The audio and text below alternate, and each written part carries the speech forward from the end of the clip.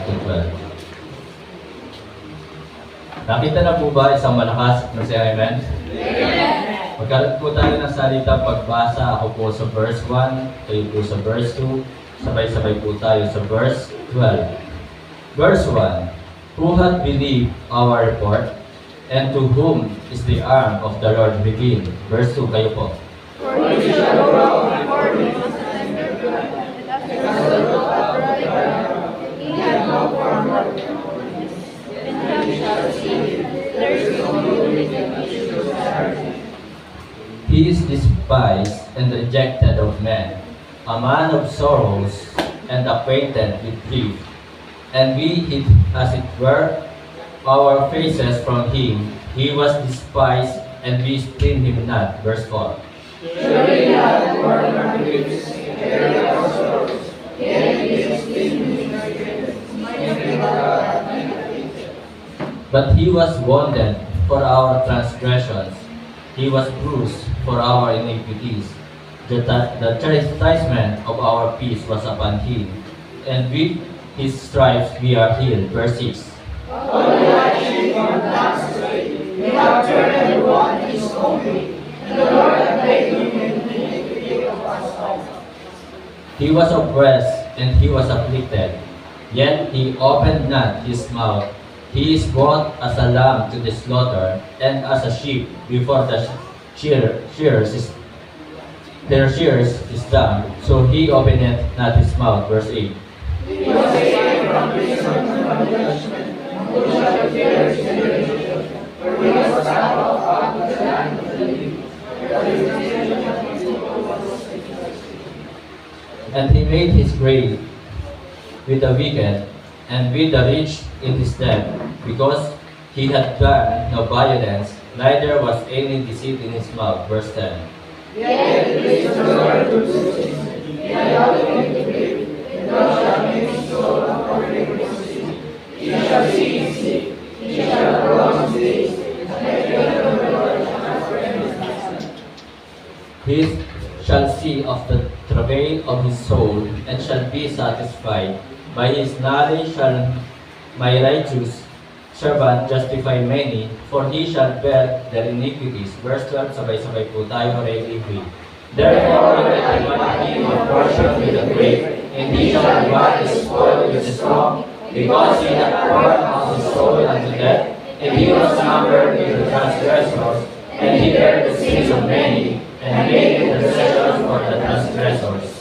Purihin po ang Diyos sa pagkabasa ng kanyang pong banal na salita. Tayo po lahat ay umupo, pumipit, tayo po ay manalangin. Dakilang Diyos na makapangyarihan po sa lahat. Kami po ay nagpupurit, nagpapasalamat sa iyong dakilang pag-ibig, sa iyong katapatan na ibinigay sa amin, na hanggang ngayon, kayo po ay nananatiling tapat, na kahit kami ay nagkukulang, nagkakasala, na minsan hindi po kami nakakasunod sa iyong pong kalooban, kayo po ay nananatiling tapat sa amin. Salamat po sa inyong kabutihan at katapatan. Salamat sa mga biyaya na patuloy po namin tinatanggap at tinatamasa. At sa mga biyaya na aming pagtatanggapin, kami po ay nagpapasalamat na. Salamat din po sa buhay, kalakasan, kalusugan na inyo po binigay sa amin. Sa bawat sandali na kami po ay inyo pong iniingatan, binibigyan ng kalakasan, kalusugan. Salamat sa lahat ng ginawa mo po sa aming buhay. Sa umagang ito, kami po ay sama-sama na lumalapit sa inyong po mapagbiyayang trono. Humihingi po kami ng kapatawaran sa aming mga pagkukulang, mga kasalanang nagagawa laban sa iyo, sa hindi po namin pagsunod sa iyong mga kautusan, sa iyong mga kalooban. Patawarin mo po kami, Ama. Banal na Espiritu, patawad.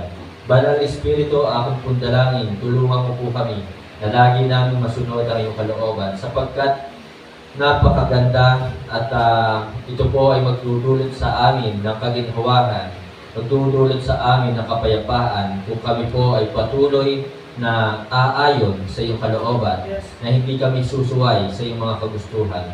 Nawa po, Panginoon, aming pumanawaan ngayong umaga ang mensahe na nais mo po iparating sa amin. Nawa, kilusin mo po kami. Kayo po siyang kikilos gagawa sa aming kalagitnaan. Banal na Espiritu, kayo po siya mangusap sa puso ng bawat isa. Kung meron po kayong nakikita anumang karumihan sa aming puso at isipan, dalangin ko po ang aming Diyos, alisin ko po ito. Nawa, maghari sa aming puso at isipan ang iyong kalooban. Itago mo po muli ako, Ama, sa inyo pong likuran. Wala akong ibang hinihiling, kundi ikaw siya makita, mapapurihan, mapasalamatan, maluwalhati at maparangalan. Salamat po sa umagang ito. Pagpalain mo po ang buhay ng bawat isa. Patuloy mo pong pagpalain ang bayan ng mataas na kahoy. Ito po yung aking dalangin sa pangalan po ng aming Panginoong Jesus. Amen. Pwede na po mapo. Isang mapagpalang umaga po sa inyong lahat, mga kapatid, mga minamahal. So this morning po, mga kapatid, ang title po ng mensahe, It Was For Me.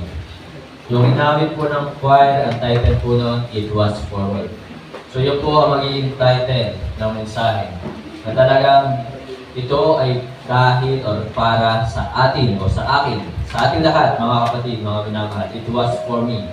So mga kapatid, mga minamahal, tingnan niyo po ang verse 2. Sabi po dito sa verse 2, For he shall grow up before him as a tender plant, and as a root out of a dry ground. He hath no form nor comeliness, and when we shall see him, there is no beauty that we should desire him. Dito po sa verse 2, mga kapatid, mga minamahal, ito po ay i-describe kung ano po yung itsura ng ating Panginoong Hesus. So sinabi po dito, there is no beauty that we should desire him. Na ang ating pong Panginoong Hesus, mga kapatid, mga minamahal, hindi po siya gwapo. At sabihin natin na wala siyang appeal na katulad ng hinahanap ng ibang mga tao. Di ba? So yun po ang itsura ng ating pong Panginoong Hesus. Kaya nga po, mga kapatid, nung si Kristo ay dadakpin na ng mga sundalo, hindi po kilala ng mga sundalo, sino ba ito si Kristo? Ito ba isang macho? Ito ba isang matigas? Ito ba isang guwapo? So wala po. Hindi po siya, wala tayong makikita anumang kagandahan. Kaya sabi nga po ng mga talata, there is no beauty that we should desire him. So mga kapatid, mga minamahal, kaya nga po nung dinakip si Kristo para siya po ay makilala ng mga sundalong ito, siya po ay hinalkan ni Judas. Kaya nga meron pong lagi tayong naririnig, halik ni Judas. Yun. So kung bakit siya po ay nakilala ay sa pamamagitan ng isang halik. So mga kapatid, mga minamahal, it was for me. The Christ, it was for me, He came.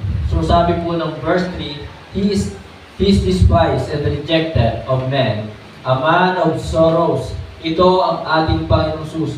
Siya po na dumating dito sa lupa ay talagang siya po ay tao na talagang punong-puno ng kalungkutan. Siya po yung tao na talagang tao na hindi gumawa ng masama, pero siya po ay a man of sorrow sapagkat sa kanyang pagpunta dito sa lupa, siya po ay tinanggihan, he was rejected, he was despised, na siya po ay pinahirapan, kaya talagang he came, he left his throne.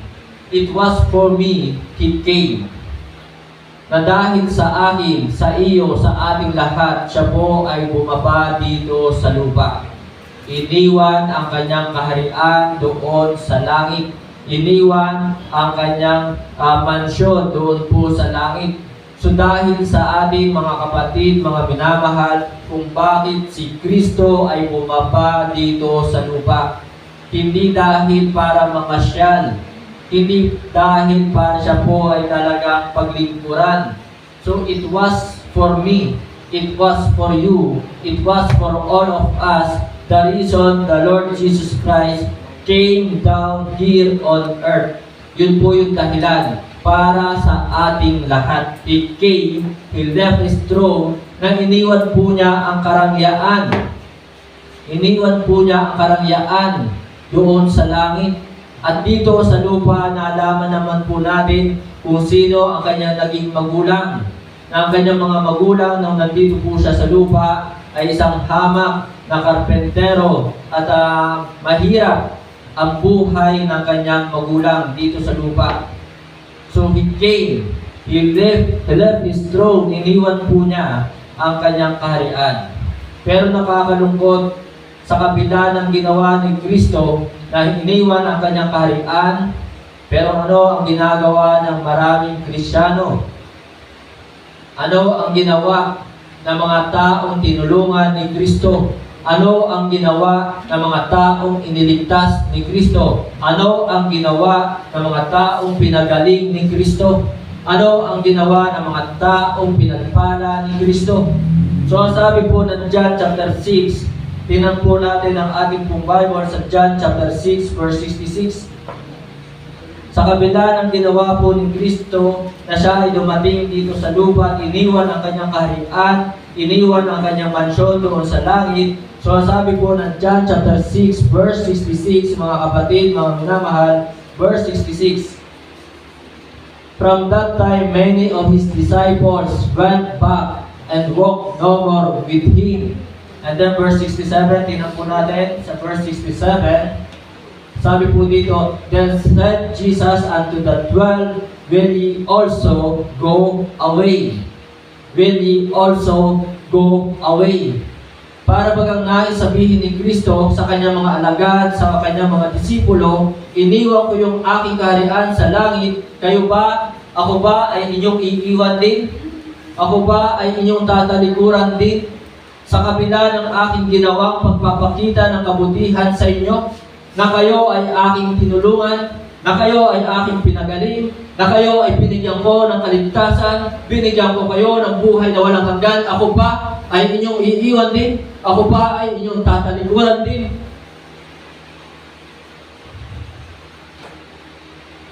Will he also go away? Mga kapatid, mga minamahal, yan po ang ginawa ni Kristo sa atin. Kaya, I pray, huwag po natin iwan ang ministry. Huwag natin pabayaan ang gawain ni Kristo. Huwag. Na hanggang ngayon, mga kapatid, mga minamahal, ang Panginoon ay lagi nating kasama. Hebrews 13 verse 5.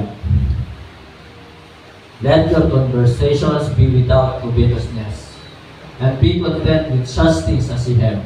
For he has said, I will never leave thee, nor forsake thee. Kailanman hindi po tayo iniwan, kailanman hindi po tayo pinabayaan ni Kristo. Tayo yung dahilan, it was for me, it was for you, it was for everybody, it was for all of us. He came here on earth, He left His throne, He left His heavenly mansion. Tayo ang dahilan bakit si Kristo ay bumaba dito sa lupa. Na talagang tunay po na talagang kailanman hindi tayo pinabayaan sa mga problema na ating dinaanan. Nandoon si Kristo. Nandoon si Kristo, nandoon ang kanyang kamay, nandoon ang kanyang kapangyarihan, na tayo ay kanyang sinamahan at tinulungan at tayo ay iningatan sa bawat sandali ng ating buhay. Kaya mga kapatid, mga minamahal, it was for me, it was for you, it was for everybody, it was for all of us. He came and He left His throne, He left His heavenly mansion. Na talagang dito sa lupa, si Kristo ay hindi namuhay na masagana. Dito sa lupa, si Kristo ay hindi nagpasarap. Dito sa lupa, si Kristo ay hindi namasyal. Kaya mga kapatid, mga minamahal, sana ay lagi nating tandaan ang ginawa ni Kristo. So He came. And then verse 3, ang sabi po dito sa verse 3, mga kapatid, mga minamahal, He is despised and rejected of men, a man of sorrows and acquainted with grief. And we hid as it were our faces from Him. He was despised and we esteemed Him not. Mga kapatid, mga minamahal, He was crowned of thorns. It was for me.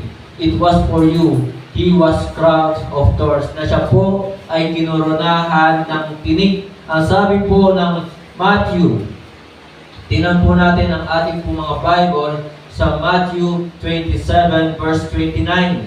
Matthew 27 verse 29. Tingnan niyo po mga Bible sa Matthew 27 verse 29.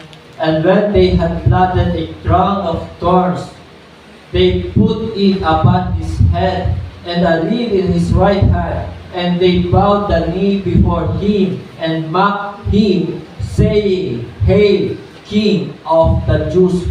Mga kapatid, mga minamahal, sa kabila ng alam naman ni Kristo na siya'y kukurunahan ng tinik, sa kabila ng alam naman ni Kristo na siya po ay pahihirapan, na sa kabila ng alam ni Kristo na siya ay pahihirapan, He came and He was crowned of thorns, na mga tinik na ito sa kanyang ulo, mga kapatid, mga minamahal, sa bawat pagbagsak niya sa lupa, sa bawat pagtumba niya sa lupa, pasan ang krus na mabigat, ang mga tinik na ito, mga kapatid, mga minamahal, ay bumabaon sa kanyang ulo.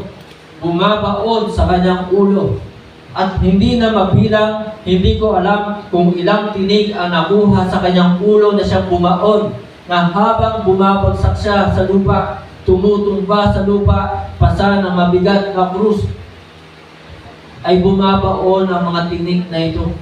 Ganon po katindi ang sinapit ng ating Panginoong Jesus.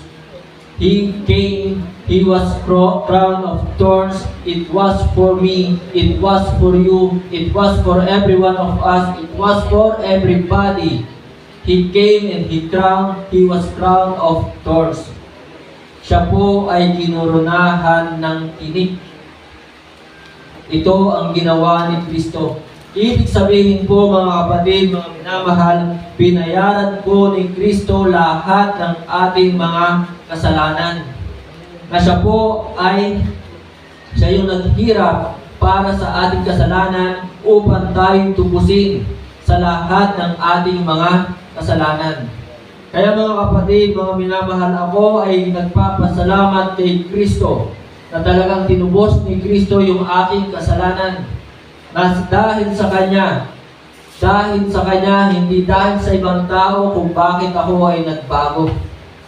Dahil sa Kanya. Bakit tinalikuran ko ang bisyo? Bakit tinalikuran ko ang sigarilyo? Bakit tinalikuran ko ang alak? Bakit tinalikuran ko ang kasalanan? Bakit tinalikuran ko ang pagsisinungaling? Bakit tinalikuran ko ang pagsasalita ng masama? Bakit tinalikuran ko ang pagganti? Ito ay dahil kay Kristo.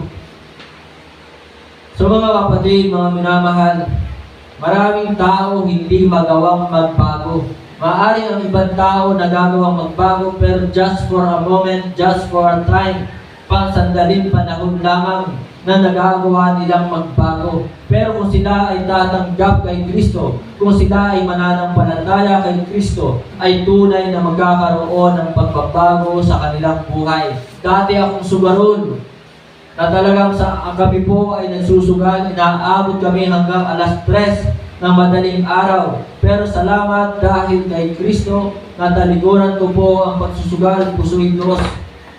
Yan po yung aming sugal na nilalaro dati, Pusoy Dos.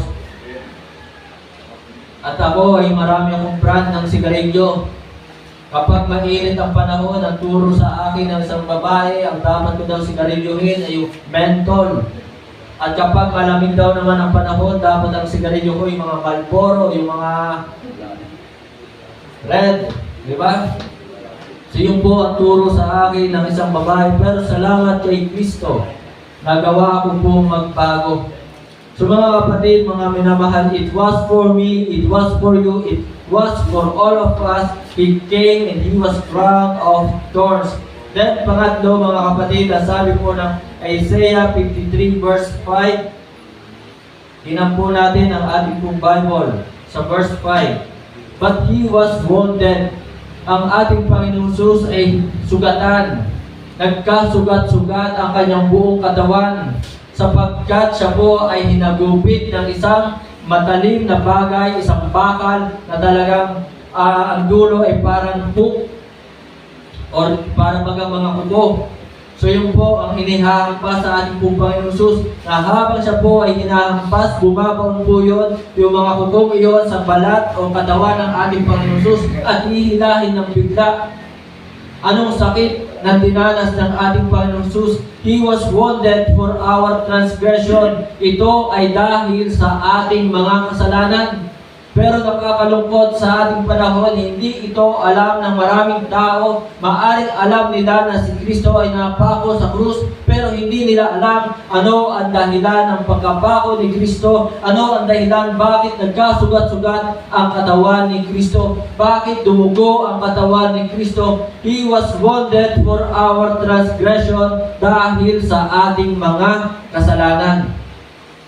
Yun po yung dahilan. Bakit nagkasugat-sugat, bakit naging duguan ang katawan ni Kristo ay dahil sa ating mga kasalanan. It was for me, it was for us. He was wounded for our transgression. He was bruised for our iniquity. Sa ating kasamaan, the chastisement of our peace was upon Him, and with His stripes we are healed. Dahil sa kanyang mga latay sa katawan, tayo ay pinagaling. So mga kapatid, it was for me, He was chastised. Kung bakit siya po ay pinalo, pinarusahan, pinahirapan, ito po ay dahil sa atin. Kailangan maunawaan ito ng bawat mananampalataya. Ang sakripisyo, ang pagtitiis ni Kristo.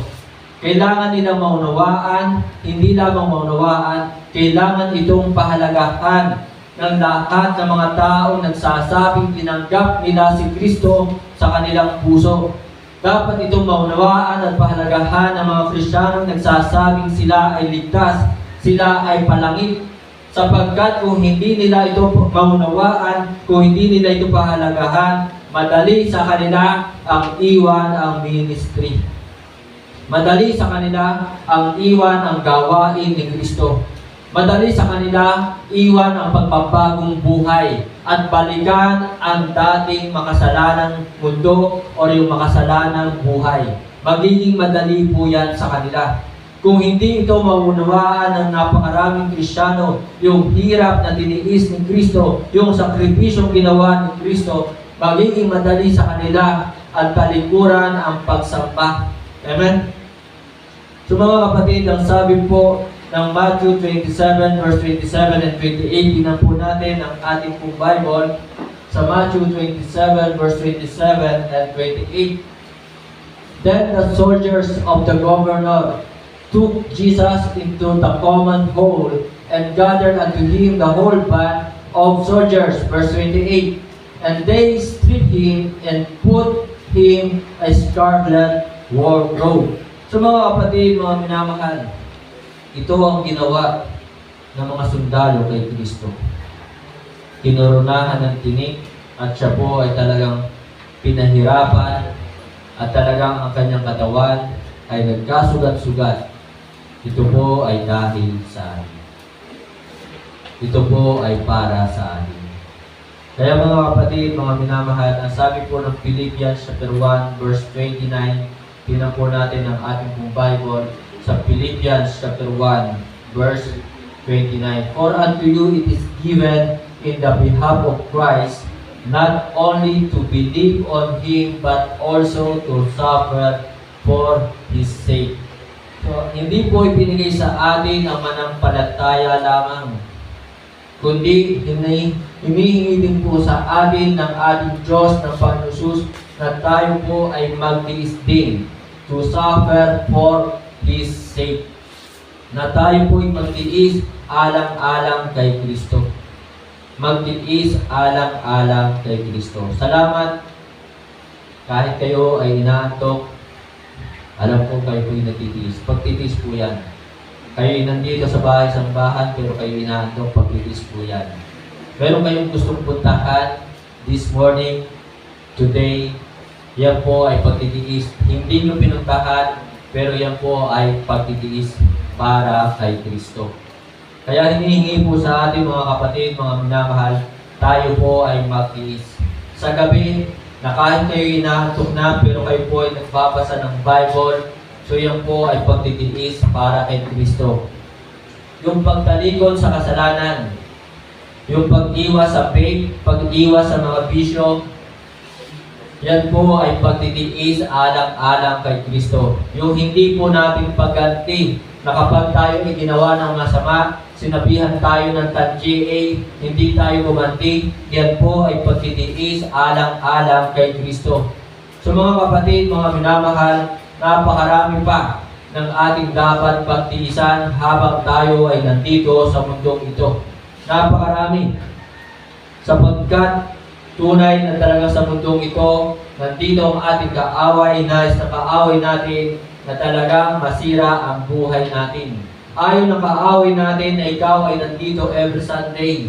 Ayaw na kaaway. Kaya ang ating pong kaaway, mga kapatid, mga minamahal, gagawa yan ng strategy, gagawa yan ng dahilan para ang mga Kristiyano ay hindi makapagpatuloy sa pagsamba. Mga kapatid, mga minamahal, gagawa ang kaaway natin upang tayo ay hadlangan. Pero mga kapatid, tingnan ninyo po ito. Maraming Kristiyano na hadlangan sa pagsamba. Kasi sabi nila, Pastor, pinagbabawalan po ako ng aking lolo, pinagbabawalan ako ng aking lola, diba? Pinagbabawalan ako ng aking kapatid. Yun po ang dahilan ng maraming Kristiyano. Bakit wala sa bahay-sambahan? So gumagawa po ang dyablo ng dahilan. Pero, tingnan nyo po ang isang senaryo. Kapag gusto ng isang Kristiyanong pumunta ng party, kapag gusto ng isang Kristiyanong pumunta ng mall, kapag gusto ng isang Kristiyanong pumunta sa isang okasyon, kapag gusto, may paraan. Amen? Kapag ayaw, may dahilan. So kapag gusto nilang pumunta ng mall, sila ba'y nahahadlangan, sila ba'y napipigilan? No. Hindi. So mga kapatid, mga minamahal, hindi lang po ibinigay sa atin na manampalataya, kundi ibinigay din po sa atin na tayo po ay magtiis alang-alang kay Kristo. So yun po mga kapatid, mga minamahal, it was for me, He was chastised. And then verse 7, Isaiah 53 verse 7, nasabi po dito, He was oppressed, and He was afflicted, yet He opened not His mouth. He is brought as a lamb to the slaughter, and as a sheep before her shearers is dumb, so He opened not His mouth. So mga kapatid, mga minamahal, it was for me, He was crucified. Ito po ay dahil sa atin, bakit si Kristo ay napako sa krus. So mga kapatid, mga minamahal, it was for me. Dahil sa atin, bakit si Kristo ay napako sa krus? Bakit si Kristo ay nagpapako sa krus? Bakit tinanggap ni Kristo ang magpapako sa krus? It was for me. It was for us. Hindi po madali ang magpapako sa krus. Sapagkat ilang oras na siya ay nakapako doon sa krus na talagang nilalabanan niya yung pako na nakapako sa kanyang paa. Na gaano kabigat, hindi ko alam kung gaano kabigat si Kristo, kung ilang kilo si Kristo, na talagang yung kanyang timbang ay nandoon nakasalalay sa kanyang mga paa, na sa kanyang mga paa ay mayroong pako. Isipin niyo po mga kapatid, kung gaano po yung kahirap, na talagang si Kristo habang nandoon sa krus ay lumalaban siya. Inilalaban niya, idinutuo niya ang kanyang mga paa. Na ito po mga kapatid, mga minamahal ay hindi napakadali. So si Kristo po ang gumawa ng ating kaligtasan. Tinubos na po ni Kristo lahat ng ating mga kasalanan. Kaya yung pagkapakong iyon po ay para sa ating lahat.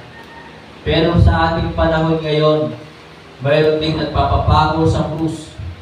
Pero yung kanilang pagpapapako sa krus ay para lang sa kanilang kasalanan.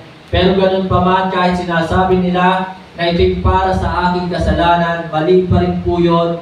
Hindi pa rin sila mapapatawad sa kanilang kasalanan kung hindi sila mananampalataya kay Kristo kung hindi nila tatanggapin si Kristo bilang kanilang Panginoon at tagapagligtas. Mali pa rin ang kanilang ginagawang pagpapabago sa krus, sapagkat ang ginawa ni Kristo, yun po ay para sa ating lahat na.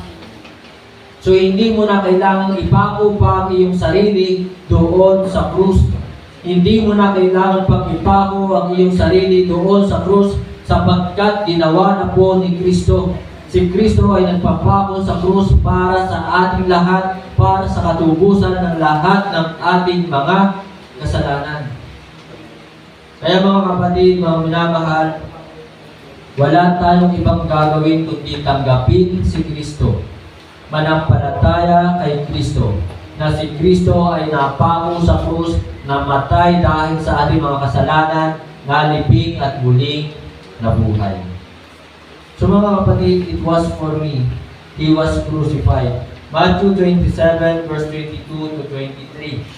Tingnan po natin ang ating Bible sa Matthew 27 verse 22 and 23. Pilate saith unto them, What shall I do then with Jesus, which is called Christ? They all say unto him, Let him be crucified. Napakaraming tao ang nagsasabi na talagang si Kristo ay ipako sa krus. Verse 23, And the governor said, Why? What evil hath he done? So diyan po ay nandyan yung pag-amin ni Pontius Pilate na talagang si Kristo ay walang masamang ginawa. Si Kristo ay walang kasalanan. But they cried out the more, saying, Let him be crucified. So, ito po ang nagpapatunay mga kapatid, mga minamahal.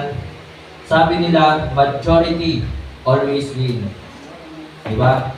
Opo, sa panahon ngayon, talagang nanalo. Pero, opo, majority wins. Pero hindi po yan nagpapatunay na porket marami nang sumisigaw na talagang ipako si Kristo, hindi po yan nagpapatunay na talagang majority always right. No. Maaring majority wins, pero not majority always right. Not majority always right, sapagkat ang ginawa po nilang pagpapako kay Kristo, yan po ay sa talagang kalapas-tanganan sa harapan ng Diyos.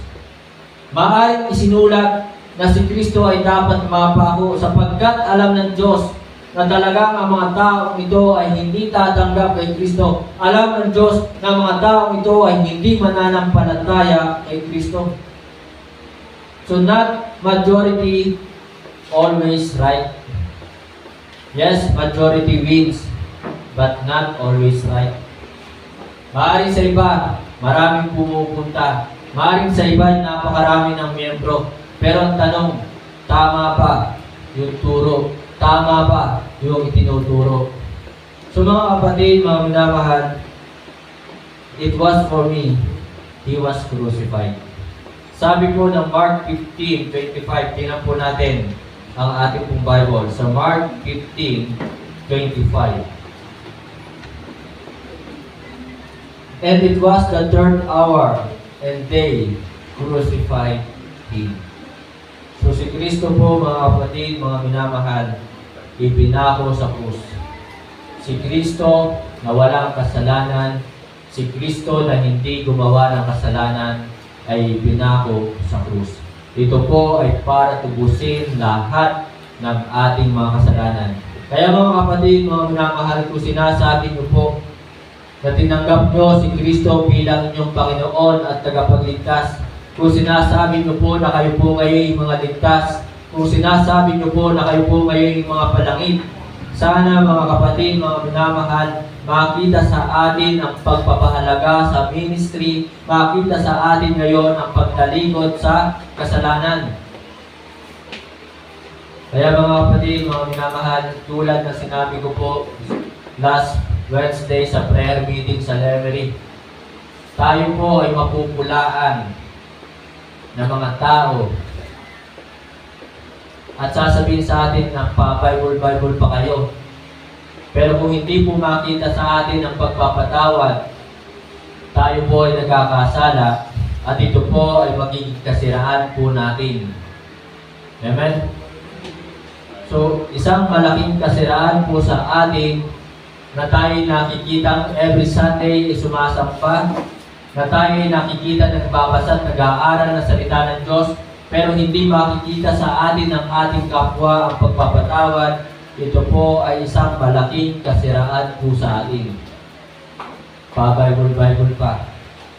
Tapos hindi naman nagpapatawad. Di ba? So mga kapatid, kung magkasala ang ating kapatid, ating pong patawarin. Yun po ay utos sa atin. Colossians 3:13. Utos po ng Diyos na tayo ay magpatawad. Kaya sana mga kapatid, pairalin po natin ang pagpapatawad, forbearing one another and forgiving one another. If any man having quarrel against any, even as Christ forgave you, so also do ye. Kaya mga kapatid, sa mga estudyante na nag-aaral, maaari sa school, kayo po ay gagawa ng masama ng inyong kaklase. Gagawan kayo ng masama. Pero huwag po kayong gaganti. Kayo po ay magpatawad. Amen? Nakakahiya na isang araw ay ipapatawag ang inyong magulang. Di ba? Ipapatawag ay kapatid na Luis. Ang iyong anak ay kay kagulo. Napakaingay dito sa school. So nakakahiya po na ipapatawag ang ating magulang dahil tayo'y gumawa ng kasalanan sa school. Natapos malalamang tayo ay Baptist Christian, di ba? Naalala ko tuloy yung sinabi ni Kuya Orly kahapon. Pinatawag si Kuya Orly ng teacher, ng principal, dahil ang kanyang anak ay napakalikot doon sa school, napakagulo. Tapos sabi ng Kuya Orly, kung nga po teacher talagang ang anak ko po yan, napakagulo. Doon nga po sa amin, talaga yan po, talaga napakagulo. Pero alam niyo po, hindi ko po kayo pinapatawad. Ay, huwag na nga po. Huwag na nga po kayo patawag. Ang kulit talaga ni Kuya Orly, ano? Ganun po sinabi niya sa teacher ng bata. Magulo po yan sa amin, pero hindi ko po kayo pinapatawag. Nung gulo yung kanyang anak doon sa school, pinatawag siya ng teacher. Pumunta siya, tapos sasagot niya, mga po kahit nga po sa amin, ang gulo niya. Pero hindi ko po kayo pinapatawag. Kasi si Kuya Orly, parang talaga, ang kulit din po niya. Talagang joker na joker po yun. So, yun po mga kapatid, mga minamahal. It was for me. He was crucified. Kaya sana mga kapatid, mga minamahal, tayo po yung mahalaga kay Kristo. Pinahalagahan tayo ni Kristo, hindi yung mga bagay sa mundong ito. Hindi agad naintindihan ni Ate Rode, hindi agad nakuha So mga kapatid, last, tinan po natin, verse 8, Isaiah 53, verse 8. Ang sabi po ng verse 8, He was taken from prison and from judgment who shall declare his generation, for he was cut off out of the land of the living, for the transgressions of my people was he stricken. Kaya nga mga kapatid, doon po sa lyrics ng kanta, sabi po doon, and set Barabbas free. Doon po sa kanina sa inawit. And set Barabbas free. Pinakawalan si Barabbas. So si Barabbas po ay nire-represent po tayong lahat. Doon po sa kanta po iyon. Na si Kristo ay talagang ipinako the just for the unjust. The just for the unjust. Tayo po yung mga hindi matuwid. Tayo po yung Barabbas. So mga kapatid, mga minamahal, it was for me, He was cut off out of the land of the living. Na talagang si Kristo ay nagbuwis ng sakripisyo ng kanyang buhay para sa ating lahat. Jesus Christ gave Himself for us. Jesus Christ gave His life for us. Ibinigay ni Kristo ang kanyang buhay para sa ating lahat. Ngayon, ang tanong po mga kapatid, mga minamahal, ano po ang ating ibibigay para kay Kristo? Ano yung kaya nating ibigay, isakripisyo para kay Kristo? Ibinigay ni Kristo ang kanyang buhay para sa atin. Isinakripisyo ni Kristo ang kanyang buhay para sa atin. Ano ang kaya nating ibigay para sa Kanya? Sa akin, wala pa rin talagang ibibigay para sa Kanya. Bakit? Kasi anumang meron ako mga kapatid, mga minamahal, anumang meron tayo, ito'y sa Kanya. Ito'y galing sa Kanya. Lahat na meron tayo. Kaya kung tayo sa tingin ninyo ay tayo ay nagbibigay na, wala pa rin. Wala pa rin tayong ibinibigay sa Kanya. Nagbabalik lang tayo ng para sa Kanya. Yun po yung katotohanan sapagkat anumang meron tayo. Ang sabi po ng Bible sa 1 Timothy chapter 6 verse 7, "For we brought nothing into this world." Dumating tayo sa mundong ito, wala tayong dala. And it is certain that we can carry nothing out. So mga kapatid, kaya kung sinasabi ko man sa inyo na ibinigay ko ang buhay na ito, wala pa rin akong ibinigay sa Kanya. Sapagkat ang buhay na ito'y galing sa Kanya. Siya yung dahilan bakit ako nandito sa mundong ito. Siya yung dahilan bakit ako mayroong lakas. Siya yung dahilan bakit ako ay humihinga. Mga kapatid, mga minamahal, ano yung ating ibibigay para kay Kristo? Ibinigay ni Kristo ang kanyang buong buhay. Buong buhay ang kanyang ibinigay para sa atin. He was cut off out of the land of the living. So ano ang ating ibibigay para kay Kristo? Iniwan ni Kristo ang kanyang kaharian. Ano ang ating iiwan para kay Kristo? Iniwan ko ang karangyaan. Iniwan ko ang pangarap ko sa aking buhay. So mga kapatid, nasa sa inyo po ang desisyon kung ano ang handa nyong iwan para kay Kristo. So this morning, iniwan ninyo inyong mga tahanan para kay Kristo. This morning, iniwan ninyo inyong mga kagustuhan para kay Kristo. Alam ko naman ang gusto ng iba, di ba? Ang gusto ng iba talagang makapamasyal sapagkat sinasabi ng iba, Sunday is family day. Yun po yun. Pero sana kung family day, sana mas piliin natin magsama-sama tayo dito sa bahay-sambahan ng Panginoon. Amen? So sayang, hindi natin kasama this morning yung magulang ni Syra, di ba? Last week, kumpleto sila dito. Nandito yung Benico family. And then, nandito yung Isagon family. Nandito yung Falseso family. Pero ngayon ay wala. Okay? So mga kapatid, hindi ko alam ano yung bagay na hindi nila naiwan ngayon. Hindi ko alam. Pero sana mga kapatid, mga minamahal, sana ay laging nandoon yung ating willingness na lagi nating iwan ang mga bagay sa mundong ito para kay Kristo. So He was cut off out of the land of the living. It was for me, you, and to all of us, to every one of us. Ito po ay dahil sa ating lahat. So mga kapatid, mga minamahal, tingnan niyo po, sa pagtatapos mga kapatid, the conclusion. Tingnan po natin ang ating Bible sa Matthew chapter 1 verse 22. Matthew chapter 1 verse 22, the conclusion. Now all this was done, that it might be fulfilled, which was spoken of the Lord by the prophet, saying, verse 23. Tingnan po natin, verse 23. Behold, a virgin shall be with child, and shall bring forth a son, and they shall call his name Emmanuel, which being interpreted is God with us.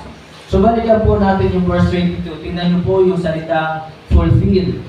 So mga kapatid, mga minamahal, sa pagtatapos, the conclusion, talagang pinagtibay ng Diyos ang kanyang salita. At tunay na natupad ang mga salita ng Diyos. Tinupad ng Diyos ang kanyang mga salita.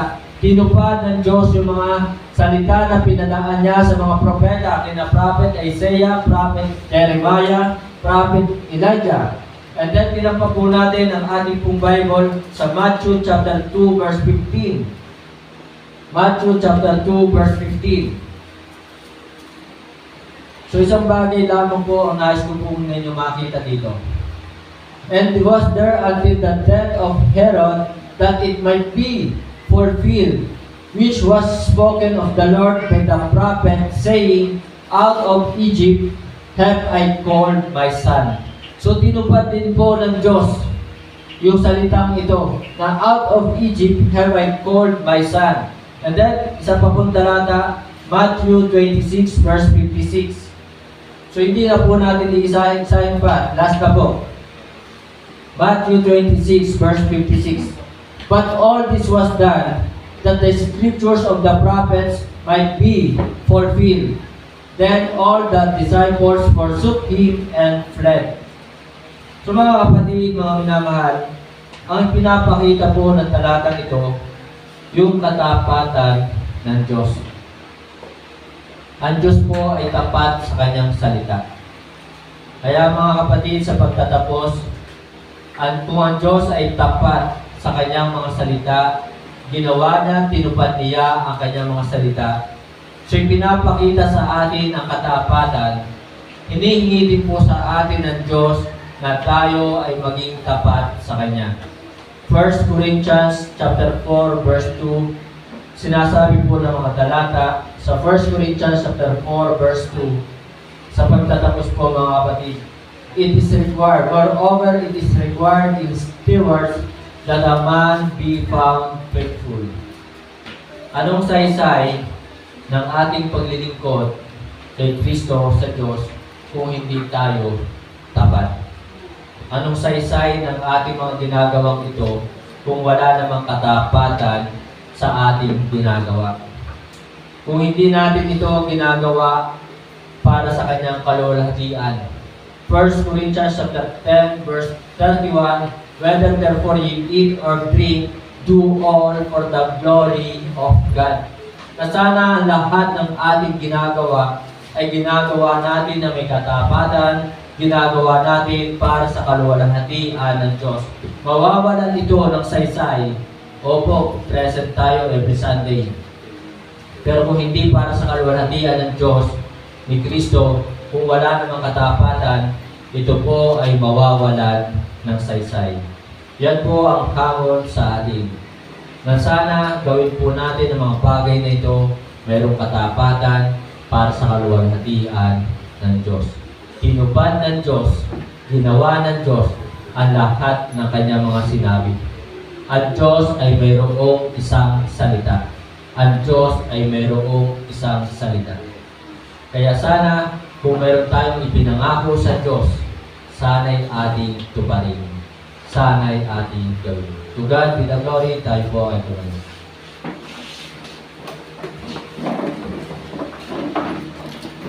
Tayo pong lahat ay umuko, kumikit, tayo pong manalangin. Dakilang Diyos na makapangyarihan Diyos sa lahat. Kami po ay nagpupulit ng papasalamat sa lahat ng iyong pong ginawa sa amin, sa lahat ng ginawa po ni Kristo para sa aming mga buhay. Sa umagang ito, dalangin ko po ang Diyos. Bigyan mo po kami ng knowledge at wisdom. Samahan mo po kami gabayan sa aming pong paglilingkod. Nawa, lahat ng aming ginagawa, gawin namin ito na may katapatan, gawin namin ito para sa iyong kaluwalhatian, gawin namin ito buong puso. Salamat po na kami, hindi man kami karapat-dapat, pinatawad mo kami sa lahat ng aming mga kasalanan. Binigyan mo kami ng kaligtasan Tinubos mo kami pinatawad sa lahat ng aming mga kasalanan. Binigyan mo kami ng buhay na walang hanggan. Salamat po. Nananatili po kayong tapat sa amin. Habang ang lahat ay nakayupot na kapatid. Kapatid, nangusap ba sa iyo ang salita ng Diyos? Hindi ko alam kung paano nangusap sa iyo ang salita ng Panginoon. Maaari mo bang itaas ang iyong kanang kamay, nais kitang isama sa panalangin? God bless you. God bless you. God bless you. God bless you. God bless you. Habang lahat ay nakayukot na kapatid, meron ka bang nais ihingi ng tawad sa Panginoon? Meron ka bang nais ilapit sa Panginoon? Hindi ko po alam kung paano po nangusap sa inyo ang salita ng Panginoon. Sa umagang ito, magkakaroon po tayo ng 2 minuto upang magkaroon po ng pansariling panalangin. Kung meron po kayo nais ilapit sa ating Diyos sa Panginoong Jesus, inaanyayahan ko po kayo na kayo po ay lumuhod. Diyan, kahit diyan po sa inyo pong kinatatayuan. Kung nais nyo naman po pumunta dito sa altar, pwede rin po. Nais ng Diyos na tayo ay lumapit sa Kanya this morning. Lumuhod sa Kanyang pangalan, that at the name of Jesus, every knee should bow, of things in heaven, of things in earth, and things under the earth. Ito po ang sinasabi ng mga talata sa banal na salita ng Diyos, na ang bawat tuhod ay sa pangalan ng Panginoong Jesus luluhod at iluluhod. Habang ang lahat ay nakayukot na kapatid, simula na po ngayon ang 2 minuto. Sige po, tayo po.